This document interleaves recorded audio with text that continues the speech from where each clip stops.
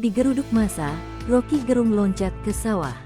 Diskusi kebangsaan di Yogyakarta yang diisi oleh Roky Gerung, Refly Harun dan Saud Situmorang berakhir tidak kondusif. Roky Gerung mendapat penolakan dari massa dan dilempari menggunakan botol air mineral. Bahkan untuk menghindari kericuhan, Roky Gerung terlihat kabur ke sawah.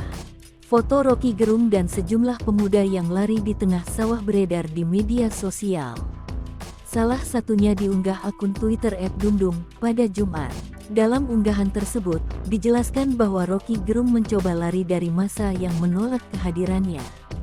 Diketahui, diskusi kebangsaan yang menghadirkan pemateri Roky Gerung, Refly Harun, dan Saud Situmorang tersebut digelar di kedai kopi Nuri, Condong Catur, Kabupaten Sleman. Namun diskusi yang digelar oleh mahasiswa ini mendapatkan penolakan dari massa. Panitia bahkan sempat bersitegang dengan kelompok penolak. Bahkan, dalam diskusi tersebut, Refly Harun terkena lemparan botol air mineral di bagian leher yang diduga berasal dari kelompok penolak.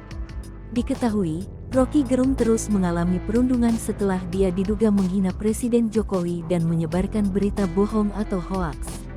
Pada hari Rabu, Roky Gerung dilabrak oleh Noviana Kurniati, bakal caleg PDIP, setelah menjalani pemeriksaan di Bareskrim Polri, Kebayoran Baru, Jakarta Selatan.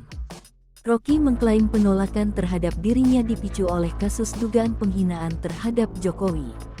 Dia menduga aksi penolakan di Sleman itu diatur oleh oknum tertentu demi memunculkan kekacauan.